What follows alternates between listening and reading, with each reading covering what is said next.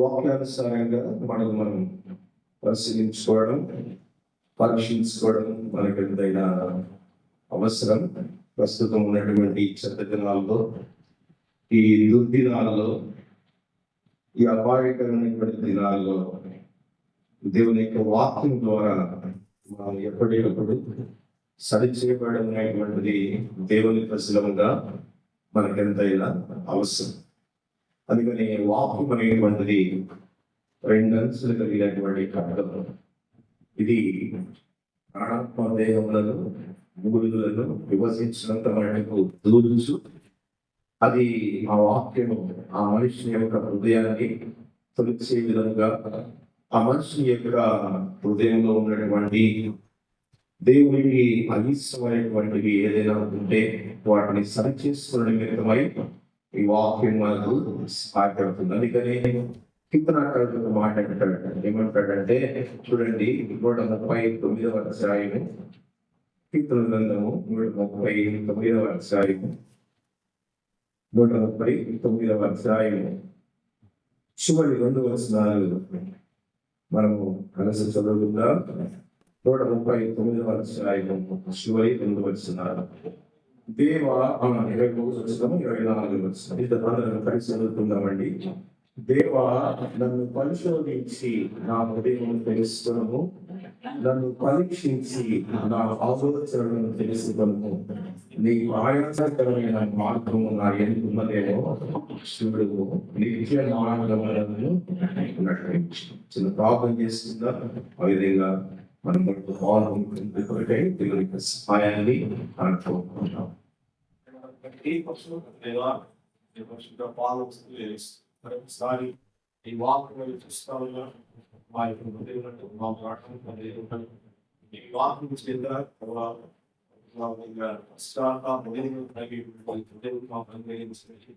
ఈ వాక్యం ద్వారా వాళ్ళు మాట్లాడిన గడిచినటువంటి మాసం గడిచిన కూడా రక్షించబడి నేటి వరకు నేను ఏ విషయాలు చూస్తున్నాను వాటి విషయమే ఈ వాక్యం మాట్లాడుతున్నాను.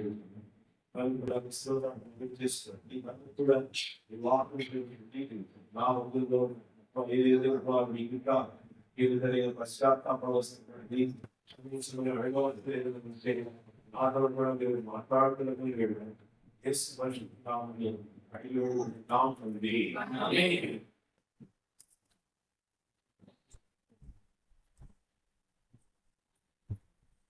దేవా, నన్ను పరిశోధించి నా హృదయము తెలుసుకొనుము, నన్ను పరీక్షించి నా ఆలోచనలను తెలుసుకొనుము.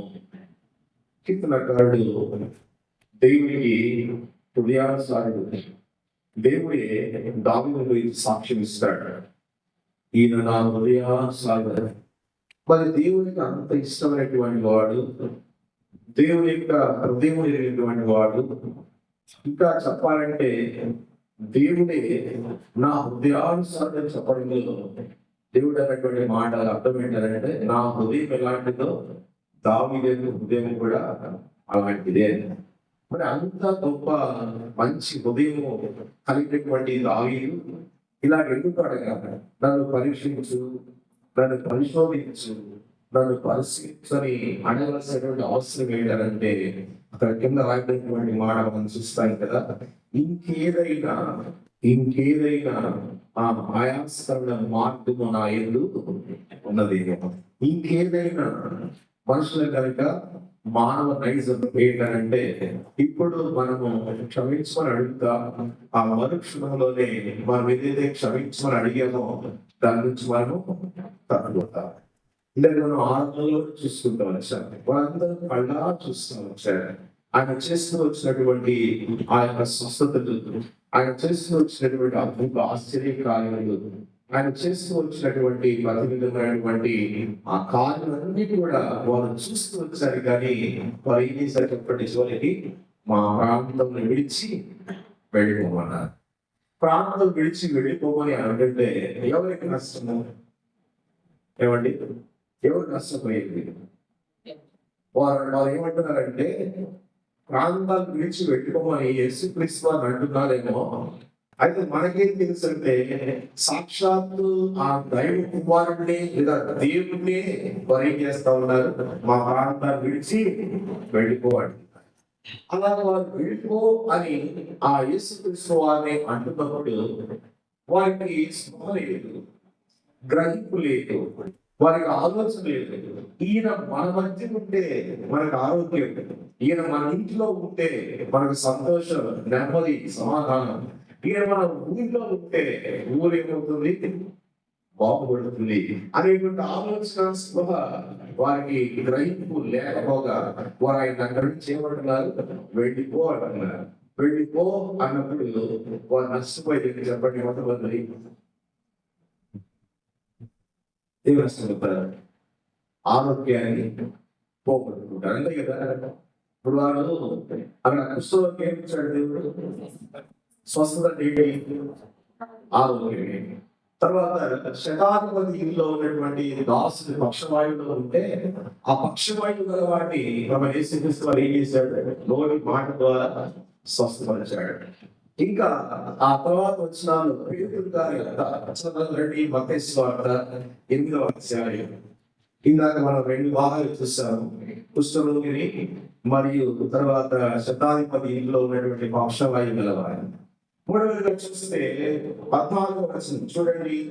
తరువాత యేసు పేతురు ఇంటిలో ప్రవేశించి జ్వరముతో పడి ఉన్న అతని అర్థం చూసి ఆమె చెయ్యి ఉండగా జ్వరము ఆమె విడిచెను. అంతగా ఆమె లేచి ఆయన ఉపచారము. ఇప్పటికి ఏమొచ్చింది మనకి, ఏమొచ్చింది, ఏమిటి, స్వస్థత, ఆరోగ్యం వచ్చింది. ఇంకా తర్వాత వచనాలను చూస్తే ఒక్కొక్కటిగా మనకు అర్థమవుతుంది.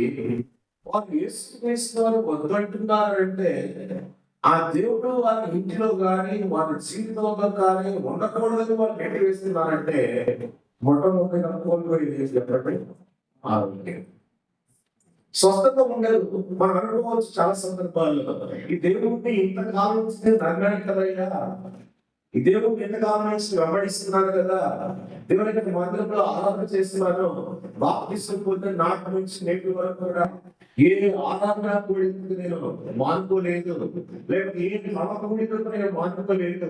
మనలో వాళ్ళు పొందుతాను, ఉపవాస కూడిక, ప్రార్థన కూడిక, వాక్య కూడిక, అన్నిటికి కూడా అన్ని క్రమ కూడికలకు కూడా నేను హాజరవుతాను. మరి నాకు ఎందుకు వచ్చింది ఈ రోగము, నాకెందుకు వచ్చింది ఈ యొక్క వ్యాధి, నాకెందుకు వచ్చింది ఆరోగ్య సమస్యలు, చాలా సందర్భాలు అనుకుంటాను. పౌలు గారు ఒక మాట అంటాడు, దేవని నా శరీరంలో ఉన్నటువంటి ముళ్ళు ఒకసారి తీసి ప్రభు అంటాడు. ఏమంటాడంటే, ఈ శరీరంలో నాకు ఒక ముళ్ళు ఉంది, ఆ ముళ్ళని తీసివేయడం ముళ్ళంటే ఆ ముళ్ళు కాదు, ఏదో సంథింగ్ అక్కడ ప్రాయంగా మాట కాదు. ముందు ఆ ముళ్ళు ఉంటేనే పౌలు గారు దేవుడిని మరి ఎక్కువగా కలిగి ఉంటాడు. అందుకని సమస్య వచ్చినప్పుడు కొద్ది సమస్య ఉంటే కొద్దిగానే దేవుడిలో ఆనందం ఉంటారు.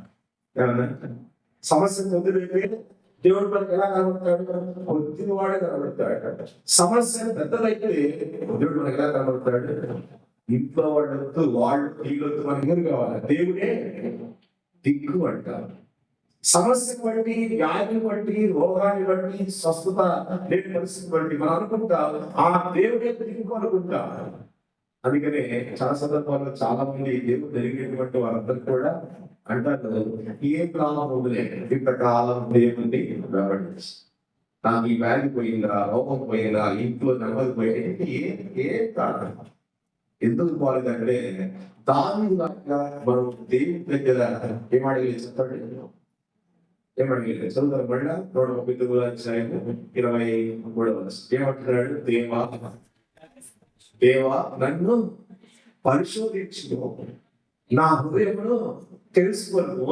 దేవా నన్ను పరిశీలించు, నా హృదయమును తెలుసుకోను. నీకు నాకు మధ్య ఏదైనా ఒక చిన్న ఆయాసకరమైన ఏదైనా ఉంటే దాన్ని క్షమించు అడుగుతున్నాను, క్షమించి నిత్య మార్గములను అడుగుతావా? అలా అడిగితే తప్పకుండా నువ్వేదైతే దేవుడి గురించి ఆలోచనగా ఉంటావో, లేదా దేవుడి గురించి మరొక ఆలోచన నీ జీవితంలో కలిగి ఉంటావో దాని నుంచి బయటపడేవాడు. దాని నుంచి నువ్వు దూరం చేయబడతావు. ఆ అనుమానం నుంచి, ఆ ఆలోచన నుంచి, అనుమానం నుంచి నువ్వు దేవుని దగ్గరకు బాగా దగ్గరగా చేర్చబడతావు. మనం అలా అడగాలి, దావీదులా అడగాలి.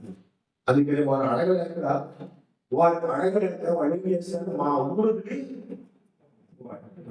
అది వారు వదిలిపో అన్నప్పుడు వారు కోల్పోతుంది ఏంటంటే ఆరోగ్యం కోల్పోతున్నారు. రెండో పాయింట్, ఆరోగ్యం కనుక మీ ఇంట్లో ఎక్కడ బాగలేకపోతే మీ ఇంట్లో నెమ్మది ఉందా?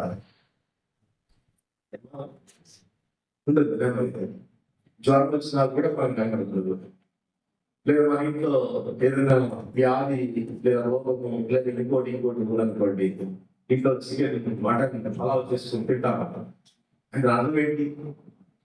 నెమ్మది ఉండదు.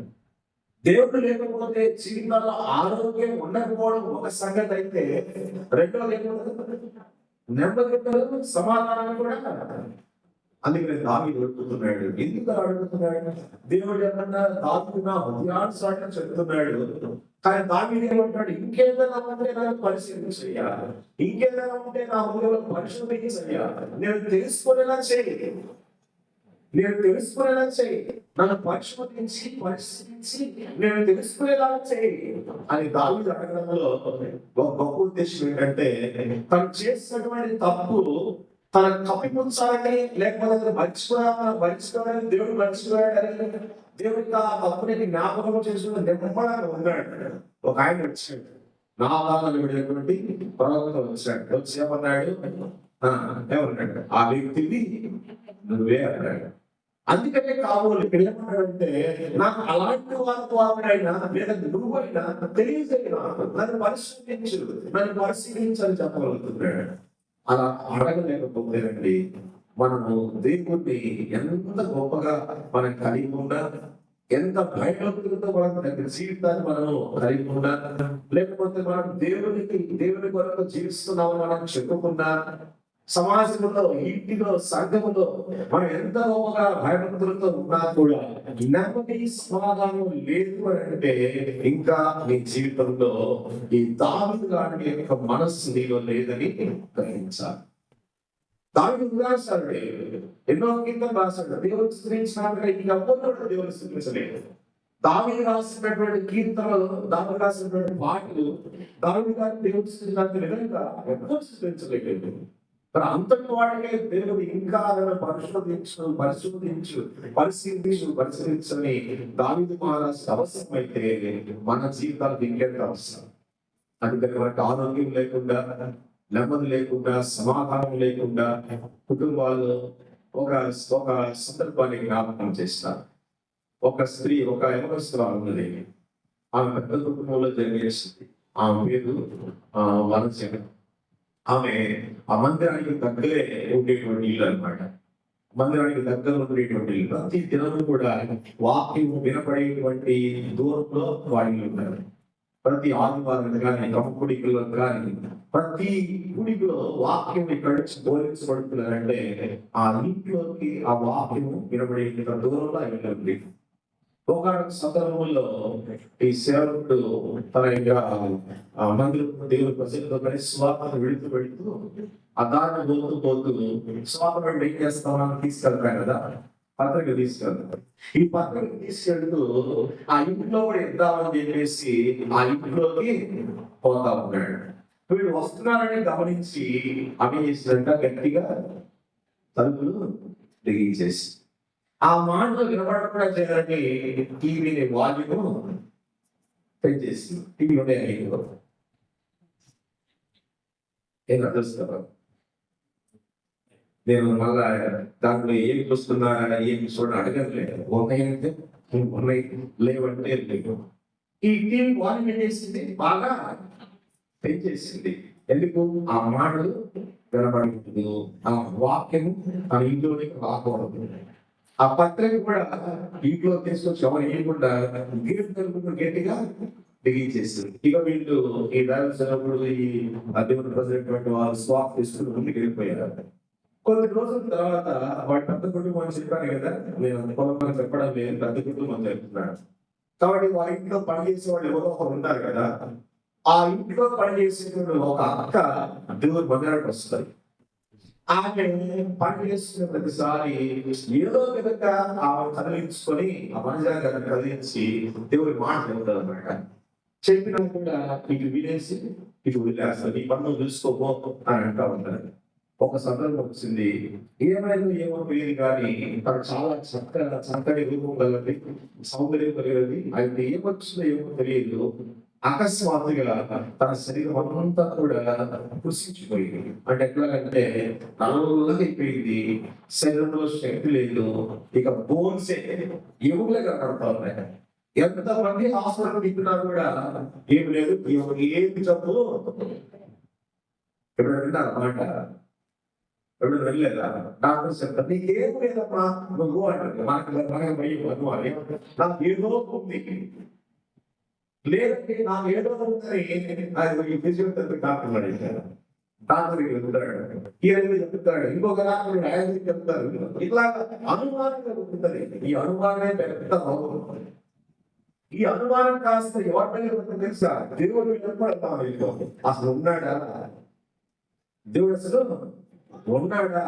ఉంటే నాకెందుకు సమస్య, నాకెందుకు రోగము, నాకెందుకు వ్యాధి అని అనుకుంటున్నామేమో.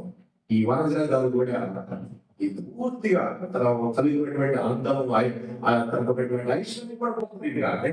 వ్యాపించిన ఇంట్లో ఏమన్నది హరించిపోతే రూపాయలు అంతా కూడా మొత్తం హరించుకొని పోతుంది. పాపం ఎన్ని హాస్పిటల్ తిప్పారు, ఎంత ఖర్చు పెట్టారు.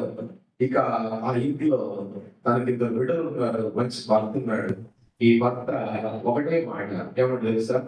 నేను ఇంకా నీకు పెట్టలేదు, ఉన్నదంతా నీకే వెళ్ళలేసాడు, నీ సత్రీ బతికితే అంటే తను కూడా వదిలేశాడు. ఇక ఆమె గువ్వలాగా చాలా శరీరం కృషించిపోయింది కదా, గువ్వలాగా అయిపోయింది. ముట్టుకొని ఆ మనసులో పడుకొని ఆ దుప్పటి కప్పుకొని ఆ దుప్పటి తీసి చూడాలంటే మనకే భయం. తన ముందు కళ్ళు మాత్రం కనబడతాయి. ఇంత చిన్న అయిపోయింది.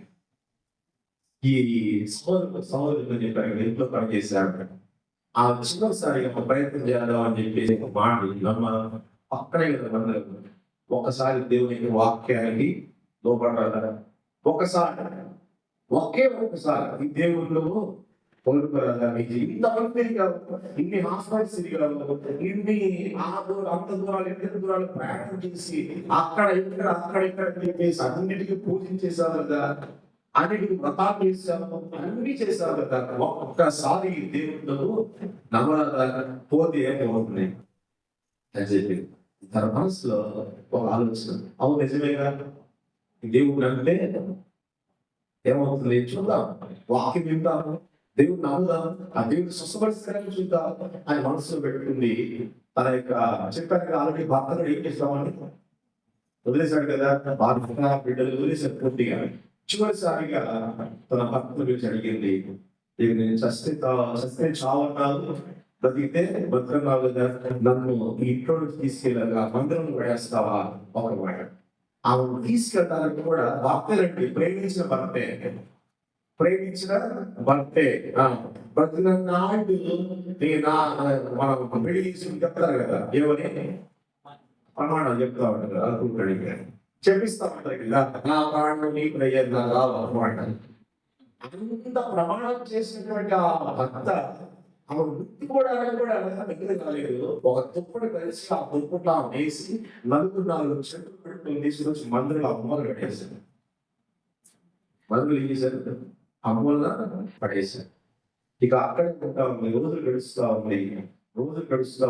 ఈ దేవత వాళ్ళు పడేశారే కానీ కనీసం నీళ్ళు కూడా ఇవ్వలేదు, కనీసం అన్నం కూడా తీసుకొచ్చి పెట్టలేదు. వాళ్ళు పడేశారు, బతికింది, చస్తే చచ్చిదని అట్లా ఊరేశారు. అది దేవసేవకుడు ఈ సంఘంలో దేవునికి ప్రజలైనటువంటి వాళ్ళు వీళ్ళందరూ కూడా ఆ వ్యక్తిని గురించి ప్రార్థించినటువంటి క్షణం లేదు, ప్రార్థించినటువంటి నిమిషం లేదు. వారి కుటుంబీకుల కంటే ఎక్కువగా ఈ గురించి ప్రార్థన చేస్తా ఉన్నారు. వారి కుటుంబీకులు మర్చిపోయారు కానీ వారి కుటుంబీకులు ఎవరి గురించి ప్రార్థన చేయలేదు కానీ ఈ వ్యక్తి గురించి ఎక్కువగా ప్రార్థన చేస్తా ఉన్నారు. ఈ ప్రార్థన ప్రతిఫలము దాదాపు నెలలు నెల తర్వాత పడుకున్నాగా లేసి ఆ గోడ మొత్తం కానుకొని కూర్చున్నాడు. వీళ్ళు పెట్టే ఆహారం తినే మందిరంలో వారికి ఏదైతే దేవసేవకుల దగ్గర ఏదైతే ఉన్నదో వారు కుటుంబం వారికి పెట్టిన ఆహారమే వారి దగ్గర ఆహారం వారికి పెడతా వచ్చారు. వారు తాగే నీళ్లు వారికి ఏదో చిన్న సహాయం చేస్తూ వచ్చారు. వారు 9 నెలల తర్వాత ఆ మొత్తం ఆలోచన కూర్చోవడం గమనించారు. మీరు ఏమొచ్చి చెప్పండి, మనలో మళ్ళీ ఉన్నట్టే సార్ ఆ మొత్తం ఆరోగ్యం వస్తుంది. ఆమెకు అర్థమైంది లేదో ఆమెకు తెలియదు. ఇక్కడ ఈ సంఘంలో ఉన్నటువంటి వాళ్ళకి ఏమొచ్చింది చెప్పండి, విశ్వాసం. నమ్ముకొని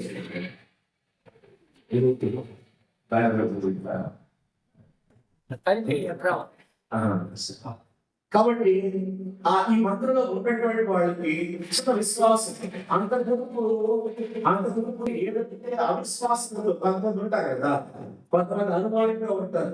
కొంతమంది అది చెప్పారు కదా, ఆ దేవుడు ఎంతకాలం ఉన్నా అంతకాలం వెంబడించాము, ఎంత చేసాము అంత చేసాము, మాకేమి చేశాడు దేవుడు, మాకేం చేశాడు ఈ దేవుడు, మా ఇంట్లో మా కుటుంబంలో మా పిల్లలకి న్యాయం చేశాడా, మా కుటుంబంలో మా కోడళ్ళకు మాకు న్యాయం చేశాడా, లేదా మా కూతురు అల్లుడు లేకపోతే ఆ కొడుకు, ఎన్ని సమస్యలు ఉన్నాయి మాకు. భార్యలో సమస్యలు ఉంటారు, అత్త కోడలు సమస్యలు ఉంటారు. క్షమించాడు అత్త కోడలు ఉంటే ఇక్కడ, ఎందుకంటే సమస్యలు ఉండక మానవు ఉంటాయి. అయితే దేవుని విశ్వాసం వస్తే తప్పకుండా ప్రతి సమస్యకు సమాధానం కలుగుతుంది. ఇలా అవిశ్వాసంలో ఉన్నటువంటి ఆ సంఘంలో ఉన్నటువంటి ప్రజలు వారి విశ్వాసంలోకి వచ్చారు. ఎక్కడో కొద్దిగా నమ్మిపోయిన వాళ్ళు కూడా పూర్తి నమ్మకంలోకి వచ్చారు. ఆ స్త్రీని చూస్తున్నప్పుడు నెలలు గడుస్తుంది, రోజులు గడిచిపోయి నెలలు గడిచిపోయి కొన్ని దినాలు దాదాపు సంవత్సరం పైగా అక్కడే ఉంది, ఆ మందిరంలో ఉంటా ఉంది. సంవత్సరం తర్వాత చూస్తే ఆమె మీతో పాటు అందరితో కలిసి కూర్చొని ఆరాధించడానికి తను సిద్ధపడుకోవడం. ఎవరు చేశాడు? దేవుడు చేశాడు. అందుకంటే దేవుడు మీరు చేసినటువంటి ప్రార్థన కూడా, ప్రార్థనకు అంత శక్తి ఉన్నది, ప్రార్థనకు అంత శక్తి ఉన్నదని ఆ ప్రజలందరూ నమ్మారు. ఇప్పుడు ఆ స్త్రీ లేచి అందరి మధ్యలో కూర్చొని ఆరాధన చేస్తా ఉంటే ఇప్పుడు ఆ స్త్రీ కోసం గురించి చెప్పండి. వద్దు పోవాలని భక్తులు వచ్చాడు, వద్దు పోవాలని అత్తమామలు వచ్చారు, ఇంటి వాళ్ళు వచ్చారు, బంధువులు అందరూ వచ్చారు. వాళ్ళు పెద్దవాళ్ళకి చెప్పారు కదా, అందరూ దేవుని మందిరంలోకి వచ్చారు. వచ్చి ఇప్పుడు ఆమె పొందుకున్న స్వస్థను చూసి వారికి ఆశ్చర్యం కలుగుతూ వచ్చింది. మరి దేవుడు నువ్వునే ఎంత నమ్ముతున్నావు తెలియదు కానీ ఈ దేవుణ్ణి నువ్వు నేను ఎంత నమ్ముతున్నావో, నమ్మితే నామకార్థంగా నమ్ముతున్నావా, లేదా రక్షగా ఉన్నావా, మునివేసగా ఉన్నావా, లేదా రెండు ప్రాణులు కాళ్ళు ఆ మంత్రంలో ఉన్నావో తెలియదు కానీ ఈ స్త్రీని చూసుకోవాల్సినప్పుడు, ఈ వృత్తాంతం చూసుకోవాల్సినప్పుడు, ఈ సంఘటన చూసుకోవాల్సినప్పుడు తప్పకుండా మన దేవుడి గొప్పవాడిని మనం నమ్మేటువంటి ఆలోచన. ఈ సంఘటన వాస్తవం. ఇది ఎక్కడ జరిగిందంటే చెలమూరు పక్కన గణపవరం అనేటువంటి ఊరు ఉంది. గణపవరం జరిగినటువంటి సంఘటన ఇది వాస్తవం. ఇప్పటికీ ఆ మందిరంలో ఆ వనజాగా ఇంకా ఉన్నారు కూడా. మీరు వెళ్ళి కలుసుకుంటే ఫిబ్రవరి ప్రార్థన మందిరంలో తెలియజేస్తారు. అక్కడ చూడండి, ఇది ఏమన్నా వద్దంటున్నారు. మత్తయి సువార్త 8వ అధ్యాయంలో వాళ్ళు పోవంటున్నారు. మా ప్రాంతంలో నువ్వు ఉండదు, మా యువతో వద్దు, మా కుటుంబాల మధ్యలో పోవంటున్నారు. ఏం చేశాడంటే ఆ దేవుడు అపొస్తలుల పదార్థం ప్రారంభిస్తూ మాట, యేసుక్రీస్తు అందరికీ ఆయన నీకు ప్రభు, నీకు రక్షకుడు, నీకు మేలు చేసేవాడు, నీకు దీవించేవాడు, ఆశ్రయించేవాడు. నువ్వు కోరుకున్నప్పుడు అలా నీ వెన్ను తట్టి నేను ప్రోత్సహించే దేవుడు. నేనెవరు ఆదరించే సమయంలో, నిన్నెవరు చూడలేని సమయంలో, నిన్నెవరు నీతో మాట్లాడలేని తరుణంలో, నిన్నెవరు నీ దగ్గర చేరనీయకుండా నేను త్రోసివేసి తృణీకరించి నెట్టివేసిన పరిస్థితుల్లో కూడా ఈ దేవుడు నీకు కావాల్సినటువంటి వాడు. నమ్మవు కానీ నమ్మితే దేవుడు ఎంత గొప్పవాడో నిజంగా దావీదును బట్టి మనకు అర్థమవుతుంది. అంటే ఆ నమ్మడంలో ఆ ప్రజలు వారు గ్రహింపు లేకపోయారు. అందుకనే వారు ఏం కోల్పోతున్నారు మొట్టమొదటిగా అంటే ఆరోగ్యాన్ని కోల్పోతున్నారు. నువ్వు వెళ్ళిపో అన్నారంటే ఆరోగ్యాన్ని కోల్పోతున్నారు. రెండోది ఏం కోల్పోతున్నారు చెప్పండి? రెండోది ఏం కోల్పోయారు? నెమ్మది. చెప్పాలి కదా, నెమ్మది లేకుండా ఇళ్ళలో ఏముంటుందంటే నెమ్మది ఉంటుందా?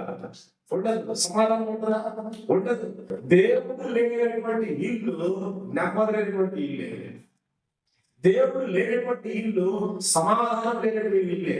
నువ్వు అనుకోవచ్చేమో ఆదివారం మందిరానికి పోతే నెమ్మది ఉంటుంది, నువ్వు అనుకోవచ్చేమో క్రమకూడితో పోతే నెమ్మది ఉంటుందని, లేకపోతే పరిశుద్ధ సమాజం కొన్ని వేల మంది పోయే కాడికి పోతే నెమ్మది అనుకోవచ్చేమో, లేదా టీవీలో ముందు కూర్చొని గంటల తరబడి వాక్యాలు వింటుంటే నెమ్మది అనుకోండి. నీ హృదయంలో లేనంత కాలము, నీ జీవితంలో ఆ దేవుడు లేనంత కాలము నీ జీవితంలో నెమ్మది ఉండదు. ఇది గ్రహించాలి. దేవుడు ఉన్నాడు, నువ్వు ఉన్నావు, కానీ ఎవరైనా చూస్తున్నావు? లోకమైన చూస్తే, లోకం మనుషులను చూస్తే, సమాజం చూస్తే, అక్కడెక్కడ చూస్తే రాదు నెమ్మది. ఆ దేవుడే చూడు, తప్పకుండా నీ హృదయంలో నీ జీవితంలో వండుకుంటూ నెమ్మది పొందుతావు, సమాధానం పొందుతావు, సంతోషం పొందుతావు. నువ్వు పుట్టిన చాలు నీ ఇంట్లో వాళ్ళు కూడా నెమ్మది పొందుతారు. నీ ఇంట్లో వాళ్ళు నెమ్మది పొందితే అందరూ ఎక్కడ ఉంటారు తెలుసా? దేవుడి మందిరంలో ఉంటారు. వాళ్ళు ఎక్కడ ఉన్నారు ఇప్పుడు? ఏమా వనజల కుటుంబీకులు ఎక్కడ ఉంటారు? మందిరంలో ఉంటారు. ఆరోగ్యం వచ్చిందా? ఆరోగ్యం రాగానే ఇంట్లో నెమ్మది వచ్చిందా? సంతోషం వచ్చిందా? ఆనందం వచ్చిందా? అందరూ వచ్చేసి దేవుని మందిరంలో ఉన్నారా? ఇప్పుడు దేవుని మందిరంలో దేవుడిని ఆరాధిస్తున్నారా? దేవుడు ఎంత గొప్పవాడు.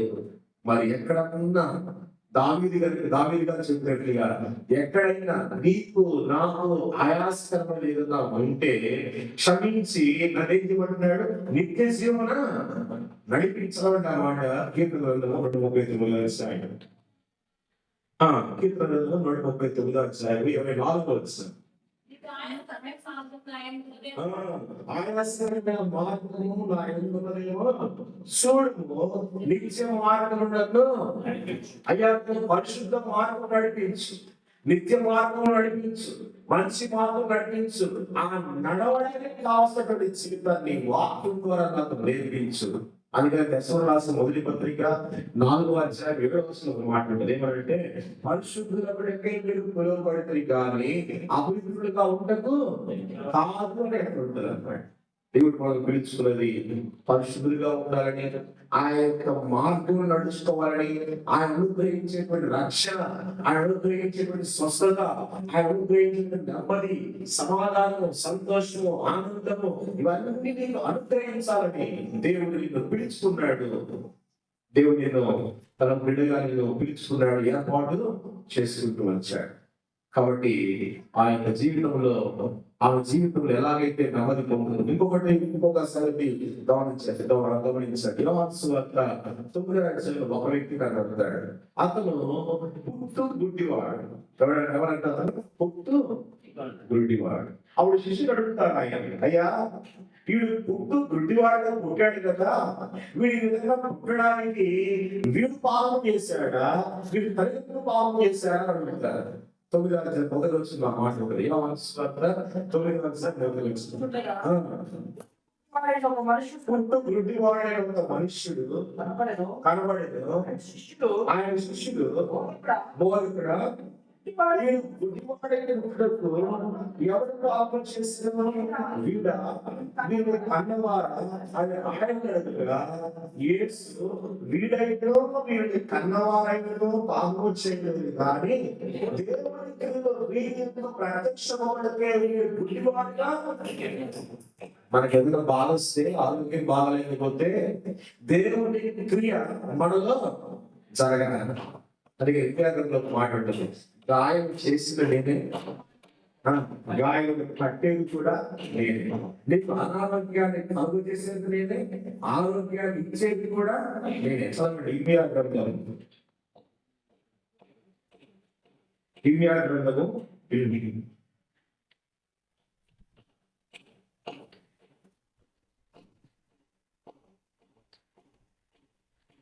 1వ అధ్యాయం 30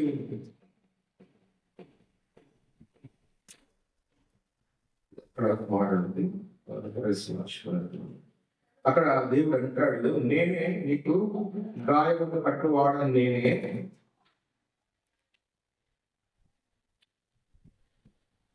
చూడండి 30వ అధ్యాయం, ఇర్మీయా గ్రంథం 30వ అధ్యాయము 12వ వచనం. యెహోవా ఇలాగ సెలవిస్తూ ఉన్నాడు, నీ వ్యాధి ఘోరమైనది, నీ గాయము బాధమైనది. ఏమో వ్యాధి దగ్గర ఘోరమైనది, బాధ ఏమన్నా బాధమైనది. అది ఇర్మీయా గ్రంథంలో ఉంది కదా. ఏంటది? హృదయం అనేటువంటిది మోసకరమైన ఘోరమైన వ్యాధి. ఇంకా ఏమంటాడు చూడండి తర్వాత వస్తుంది, నీ పాపములు విస్తరింపగా శత్రువు కొట్టినట్లు నీ గొప్ప దోషము బట్టి నేను నీకు కఠిన శిక్ష చేసి నిన్ను గాయపరుస్తున్నాను. మనకి ఏదైనా గాయమైందంటే, మనకి ఏదైనా ప్రమాదం వచ్చిందంటే, మనకి ఏదైనా అనారోగ్యం వచ్చిందంటే, మనకి ఏదైనా నమ్మకం పరిస్థితి వచ్చిందంటే, మనం ఏదైనా సమాధానం పరిస్థితి వచ్చిందంటే ఎవరి దోషం అంటే? ఎవరి దోషపడ్డా?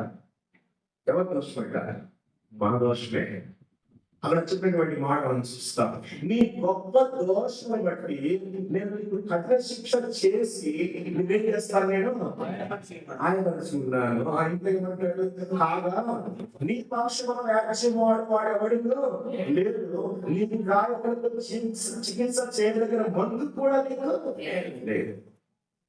సమస్య వచ్చిందంటే మనుషులు ఆధారపడేటువంటి వాళ్ళు చాలా మంది చూస్తారు. దేవుడు అంటాడు కదా, మనుషులు నమ్ముకునే కంటే యెహోవాను ఆశ్రయించండి. బహుశా ఈనాటి జీవితంలో, ఈ భక్తి కలిగినటువంటి ఈ జీవితంలో ఒకవేళ మనం నెమ్మది లేని, సమాధానం లేని, లేకపోతే మరొక పరిస్థితిలో ఒకవేళ ఉంటున్నాం అని అంటే అది మన యొక్క స్వయం కృతాత్మకమే. మనమేం చేసుకుంటా మన నోటి మాట మనం ఏం చేస్తుంది, మనం ఎలాంటిది. అందుకే సామెతల్లో ఒక సామెత ఉంది, నోరు మంచిదైతే చాలా జాగ్రత్త. ఇది ఒక్కటి చాలా మనకి. మీ కుటుంబాల్లో ఇద్దరు వ్యక్తులుగా మీరు ఉంటూ జీవిస్తూ కోపతాపాలతో, కక్షలతో, భేదాలతో, మాటలతో ముడుచుకుంటూ పోయి మరణం చేస్తే ఎవరికి నష్టం చెప్పండి. దేవుడు వాక్యంలో ఉంది కదా, ఏమని?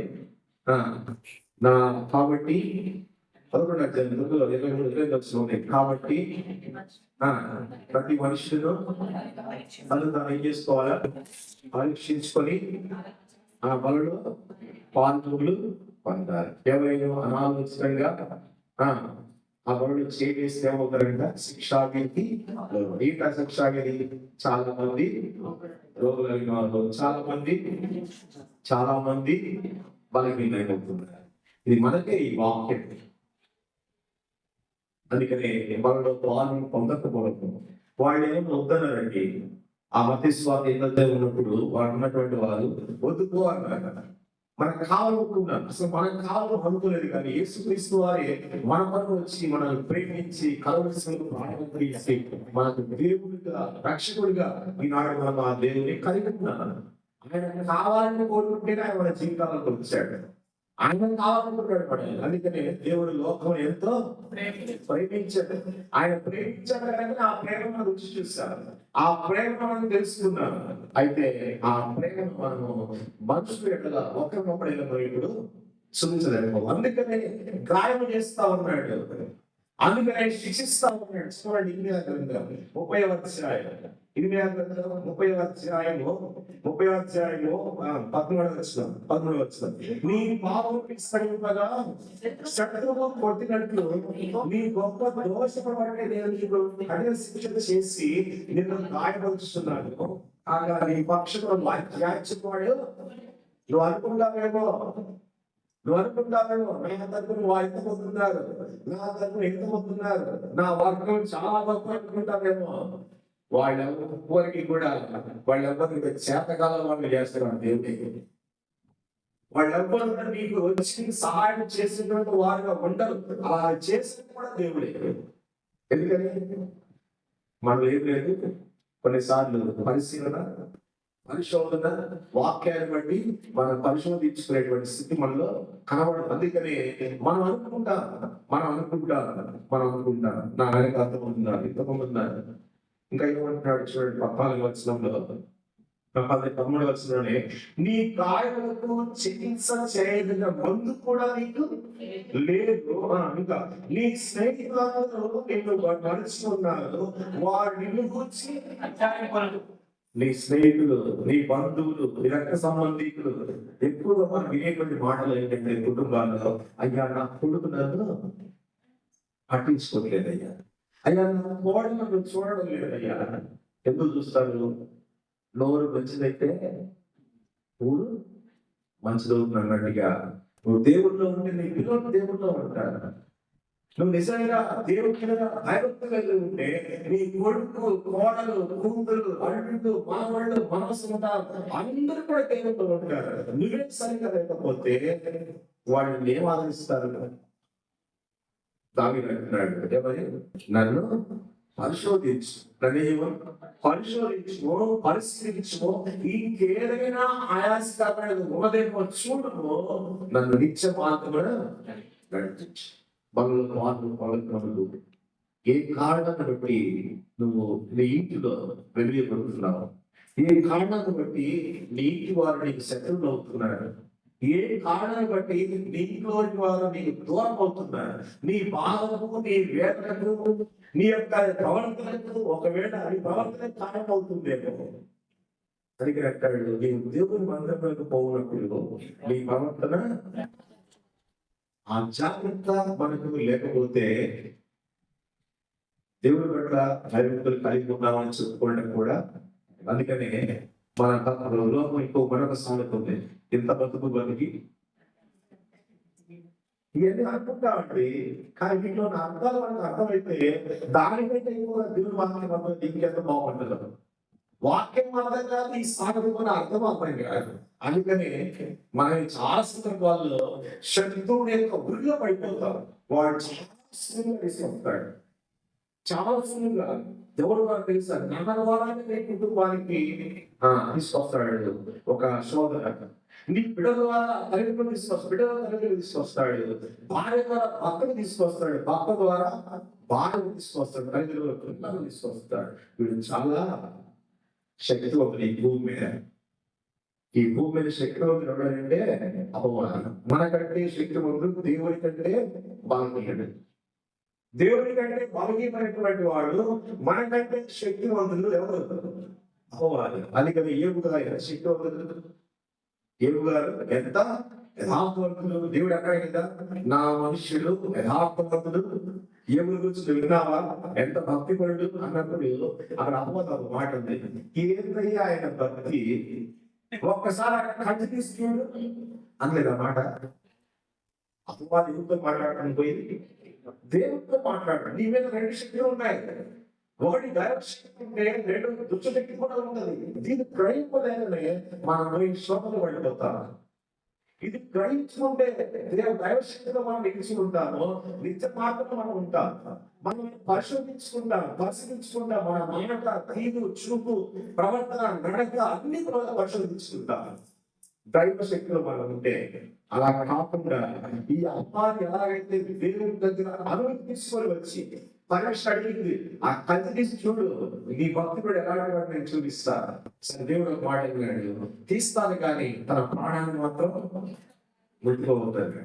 సరే తీసి చూశాడు, దేవుడే అనుమతించాడు. నువ్వు గమనించా, మనకి శోధన కావడానికి ఎవరికి కాదు.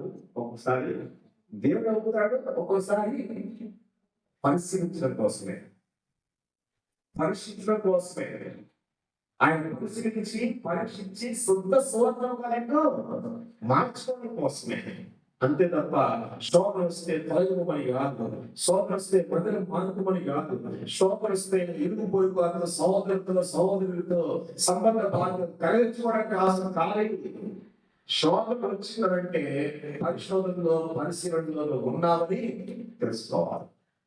అందుకని ఏం కాదు, ఆ కంచె తీసిన తర్వాత మనం వింటాం, దాని గురించి విన్నాం కదా, తనకున్న కుమారుడు తెచ్చిపోయాడంట, ఆస్తి పాస్తి మొత్తం పోయిందంట. చివరికి ఒక ఆయన వచ్చి, తన భార్య వచ్చి అంటుంది, ఏంటి కూడా ఎంత పోయినా కూడా ఒక్కసారి దూషించి ఏదో ఆగే సరే దూషించేవాడు ఇంకేమంటే మనం అయిపోవాలంటే అర్థమైతే ఆ మాట కంటే తన దేహానికి ఉన్నటువంటి ఆ చిల్లబిడ్డతో గోకుబడి బాధను తట్టుకోవడం, ఆ బాధను తట్టుకోలేకపోతున్నావు, నేను చూడలేకపోతున్నాను, చచ్చిపో. కానీ మూర్ఖుడు వాళ్ళు మాట్లాడినట్టు ఎవరితో వచ్చిన చూడడానికి అపవాదం వల్ల వచ్చిన సంగతి ఆయన తెలియదు. దేవుడే అది అనుమతించాడనే సంగతి ఒక గ్రహింపు ఉందేమో, కానీ ఈ అపవాదం పెట్టి దేవుడి దగ్గర పర్మిషన్ తీసుకుని వచ్చిన సంగతి తెలుసు అయ్యకు గారికి తెలియదు. అంతకంటే గొప్ప గొప్ప నమ్మకం ఏంటంటే ఇంట్లో ఉన్న భార్య అంటుంది వారదా, మనమే వారదా.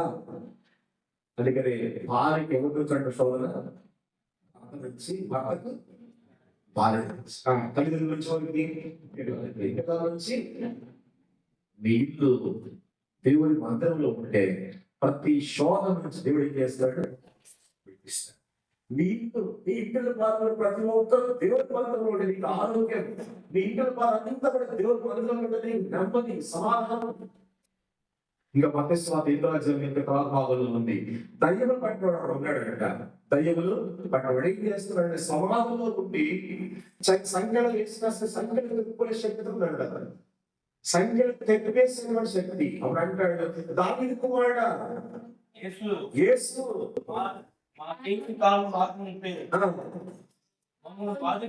మమ్మల్ని బాధించుకున్నావా వచ్చిందివా అంటే వాటికి ఆ దైవం పట్టేటువంటి వాడికి కూడా వచ్చింది వరకు తెలుసు. ఏం అర్థమవుతుందా? దైవం పట్టేటువంటి వాడికి వచ్చిన వరకు తెలుసు, యేసు అని తెలుసు. అంటే ఆ లోపల దయ్యాలకు కూడా యేసు ఏమవుతున్నాయి గసగస మనకు లేదండి భయం. కొన్నిసార్లు మనకు భయం. చూడండి మలాకి గ్రంథం 1వ అధ్యాయం 6వ వచనం. మలాకి గ్రంథం 1వ అధ్యాయం 6వ వచనం. కుమారుడు తన తండ్రిని కనపరచును కదా, దాసుడు తన యజమానుడిని కనపరచును కదా, నిర్లక్ష్య పెట్టి యాజకులారా నేను తండ్రి నాకు రావలసిన ఘనత నేను యజమానులైతే నాకు భయపడేవాడు ఎక్కడ అని నేను అడుగుతుంటే మీరేమంటారు తెలుసా? ఏం చేసి మీ నామాన్ని నిర్లక్ష్య పెడుతున్నామయ్యా అడుగుతామాట. దేవుడు ఏమంటున్నాడు? అది దయ్యాన్ని గసగస పడిపోతున్న యేసు చూస్తూ ఉన్నాడు. అవి అంటా ఉన్నాయి. ఇంకా ఆ దయ్యం యేసు దావీదు కుమారుడా నువ్వు అనుమతిస్తే నువ్వు పోయి ఆ ప్రమాదంలో కలిసిపోతావు, అనుమతి చాలు, ఈ మనిషిని విడిచిపెట్టిపోతామని భయంతో పడిపోయి యేసు క్రీస్తు వారి ముందు అవి ప్రతిమలాడుకుంటా ఉన్నాయి. కానీ మనం ఎలా ఉన్నామంటే భయము లేదు. నాకు భయపడేవాడు ఎక్కడ మనం అంటాం తండ్రి తండ్రి దేవా తండ్రి తండ్రి అంటాం. ఆయన తండ్రి అంటే మన కుమారులే కదా. వ్యవహార స్వాతంలో మొదలైతే పదాలు వస్తున్నాయి. తనని ఎందరు అంగీకరించో వాళ్ళందరూ దేవుని పిల్లలకు మనం అంగీకరించాము, ఆయన నమ్మాం, విశ్వసించాం. ఆ దేవుడే మన దేవుడే మనం ఈనాడు చెప్పుకుంటున్నాం. అయితే భయమే దేవుడు అంటే భయమే. ఆ భయమే ఉంటే నిజంగా నీకు దేవుడు చాలా దేవుడు. ఇక నీ జీవితం ఏం అనగలేదు. ఆ దేవుడి పట్ల భయం భక్తుంది. భూమి మీద వాళ్ళు ఏమి కూడా నీకు అక్కడ రావు. దేవుడినే చాలా మనం బతికేది. ఒక్క చిన్న ప్రశ్న అండి, నేను ముగించబోయేది ముందుగా. మనం కలిగినటువంటి ఈ భయం లేదా భక్తి విశ్వాసం ఎందువరకు? మనం కలిగి ఉన్నటువంటి భయము భక్తి లేదా మనకు పుట్టుకునే రక్షణ, మన విధంగా సమాజముగా సంఘముగా దేవుని మందిరంలో పరిశుద్ధ ప్రజలుగా కోరుకోవడము, దీని యొక్క అంతిమ లక్ష్యం ఏంటి? దీని గురి ఏంటి? ఏం చెప్పగలరు? పరలోక రాజ్యం మంచి మాట చెప్పారు. కానీ గల్తీ మాట్లాడాడు కదా, ఇటు వాటిని చేయవారు దేవుడి రాజ్యం ఏం చేస్తున్నారంట? ఇంటి వాటిని చదవండి. గల్తీ పత్రిక 5వ అధ్యాయం. మనకు భయం లేదు అనడానికి ఆ వచనం మనకు కూడా సరిపోతుందేమో. అందులో ఉన్నటువంటి ఏదైనా ఒక లక్ష్యము మన జీవితాలకి మనం అన్వయించుకోవచ్చు. చదవండి 5వ అధ్యాయం. గల్తీ పత్రిక 5:19 వచనం. శరీర కార్యములు స్పష్టమై ఉన్నవి. అవే కాక జాగ్రత్తలు, అపవిత్రత, కామకత్వము, విగ్రహారాధన, అవిచారము, ద్వేషములు, కలహము, మత్సరములు, క్రోధములు, కక్షలు, భేదములు, మత్తములు, అసూయలు, మతములు, అల్లరితో కూడిన ఆటపాటలు మొదలైనవి. ఇది వాటిని చేయువాడు దేవుని రాజ్యం ఏం చేసుకోవాలంట? మీరు చెప్పారు కదా, అయ్యా మేము దేవుడు నమ్మింది, ఆ దేవుని రాజ్యం నిరీక్షణ మేము కలిగి ఉండాము, ఆ దేవుని యొక్క రాజ్యంలో మనం అందరం ఉండాలని మీరు చెప్పారు. మరి దేవుడు ఏమంటున్నాడంటే, ఇట్టి వాటిని చేయవారు ఏం చేయాలంట? ఏం చేయాలంట? దేవుని రాజ్యాన్ని ఏం చేసుకోవాలంట? సదపరించుకోవాలి. ఇట్టి వాటిని, మరి ఇట్టి వాటిలో ఏదో ఒక లక్షణం ఉంటే, ఇటు వాటిలో ఏదో ఒకటి మన జీవితాల్లో ఉంటే, దావీదు లాగా ఆ బలులకు పాల్గొన్న ముందు ఏమడాలి మనం? దేవా నన్ను పరిశోధించు, దేవా నన్ను పరిశోధించు, పరిశీలించు, నా హృదయంలో తెలుసుకోను, నా హృదయాన్ని తెలుసుకోను, ఇంకేదైనా ఆయాస్కరం ఏదైనా ఉంటే నన్ను క్షమించి నిత్య మార్గములను నడిపించు. మరి ఆ లక్షణాలు ఏమన్నా?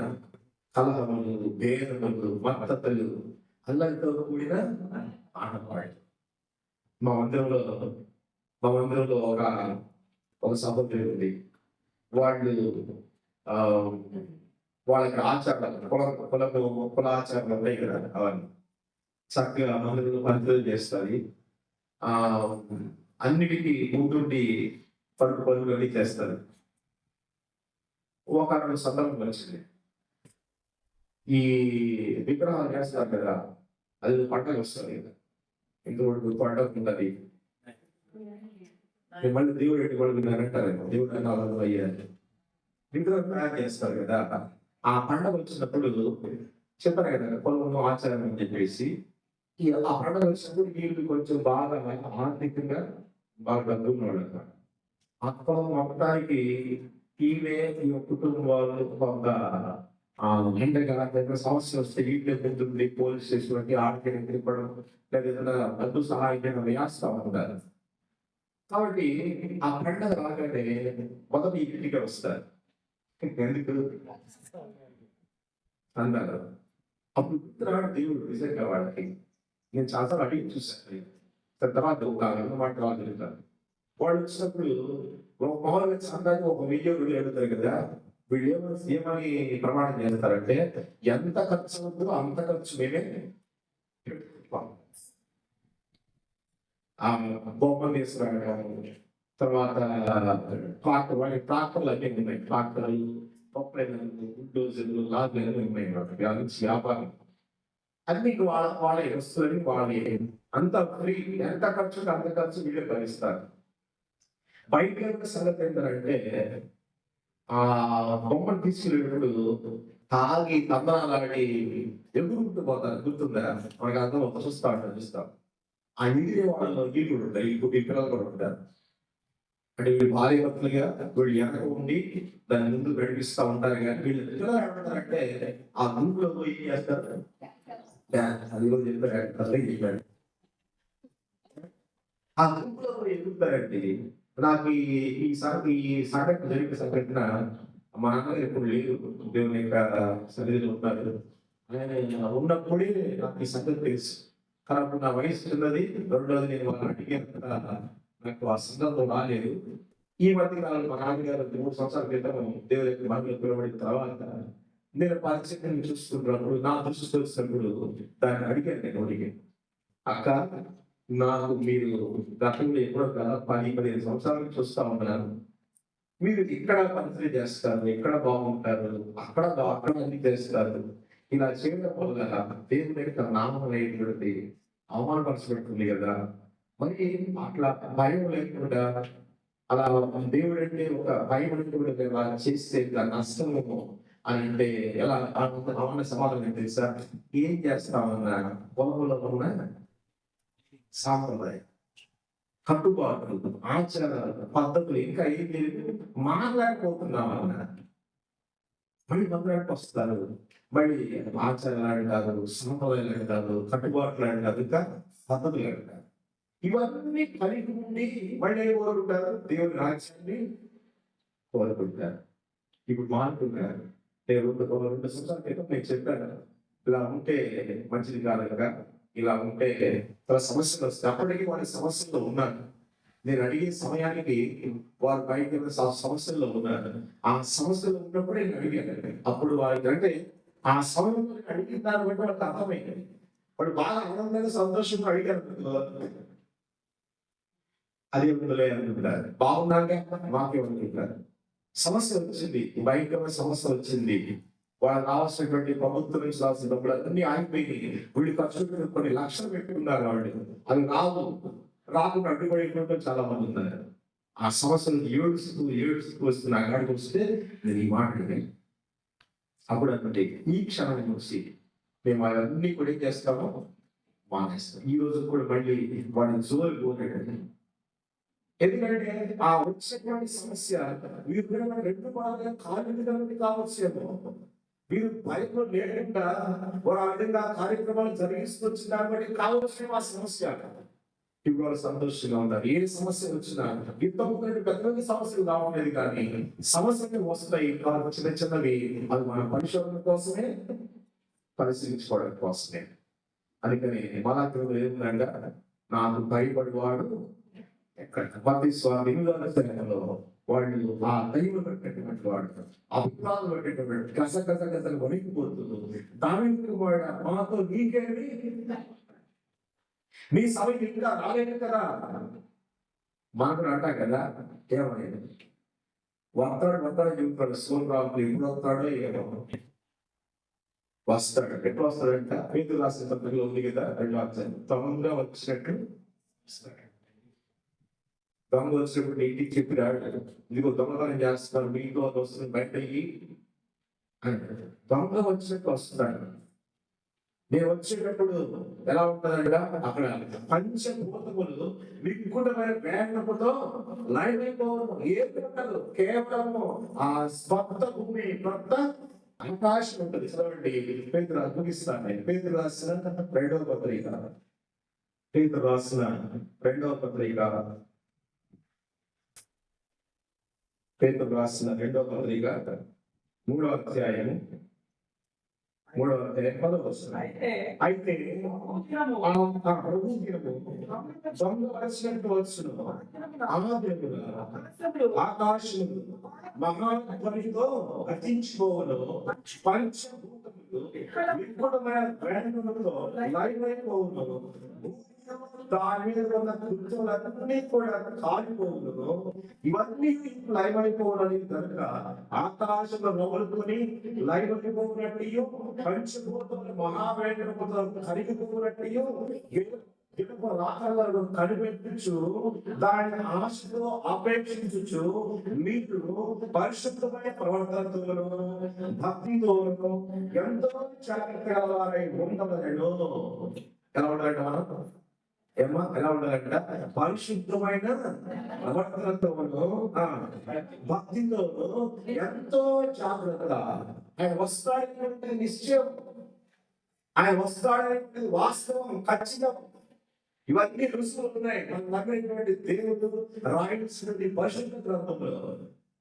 ఈ పరిశుద్ధ గ్రంథంలో లేకపోతే ఇందులో భక్తులందరూ కూడా ఆ దేవుడిని నమ్మారు, వాస్తవాన్ని నమ్మారు, వారు ఆశ్రయించిన వారు దీవించబడ్డారు. ఈ పరిశుద్ధ గ్రంథంలో లేనప్పుడే నోహను నమ్మాడు. ఈ పరిశుద్ధ గ్రంథంలో లేనప్పుడే మోషేను నమ్మాడు, దావీదును నమ్మాడు, దానియేలును నమ్మాడు. యేసుక్రీస్తు వారి యొక్క శిష్యులు కూడా మనకుందా పరిశుద్ధ గ్రంథం? ఉందామా? మరి ఇవన్నీ వాస్తవాలు కదా దీంట్లో ఉన్నవన్నీ మనం కూడా నమ్మాలి. అయితే మనం ఎలా ఉండాలంట? పరిశుద్ధమైన ప్రవర్తనతోనూ భక్తితోనూ ఎంతో జాగ్రత్తగా వారి ఉంటారు. వారికి లేదండి మత్తయి సువార్త 8వ అధ్యాయంలో ఉన్నటువంటి వాళ్ళు మా వద్దు అంటున్నారు. మా వద్దుకో, మా ఇళ్ళలో వద్దు, మా ప్రాంతాల్లో వద్దు, వెళ్ళిపో అని వాళ్ళంటే స్వస్థనిచ్చాడు, ఆరోగ్యం ఇచ్చాడు, నెమ్మది ఇచ్చాడు, స్వస్థనిచ్చాడు. అక్కడ ఉన్నటువంటి దయ్యం పట్టేటువంటి వారిని దయ్యం పోగొట్టాడు, అభిప్రాయం పట్టేటువంటి వారిని బాగు చేశాడు, మంచి స్వార్థ చెందుతూ వచ్చినాడు. అయినా సరే వాళ్ళు మా వద్దు పోగొట్టున్నారు, నష్టపోయే వాళ్ళు బాగుపడేది ఇప్పుడు మనం. అయితే ఆయన మనం కోరుకోవాలి, మన జీవితంలో ఆహ్వానించుకోవాలి. అక్కడ దేవుని ప్రజలు అనేటువంటి మాట, దేవుని యొక్క సన్నిధానంలో దావీదులాగా ఒక్క మాట చదవండి. ఆ మాట 139 మాట చదువుకొని మనం ప్రవేశిస్తాం. 139వ అధ్యాయం కీర్తన గ్రంథము 139వ అధ్యాయం 23వ వచనం. 23వ వచనం. దేవా నన్ను నేను చెప్పిన పదం పలకండి. దేవా నన్ను పరిశోధించి నా హృదయమును తెలుసుకొను, నన్ను పరీక్షించి నా ఆలోచనలను తెలుసుకొను, నీకు ఆయాసకరమైన మార్గము నా ఇంట్లోనేమో చూడును, నిత్య మార్గములను నడిపించుకో. ప్రార్థనా పూర్వకంగా మన పనులు వాళ్ళు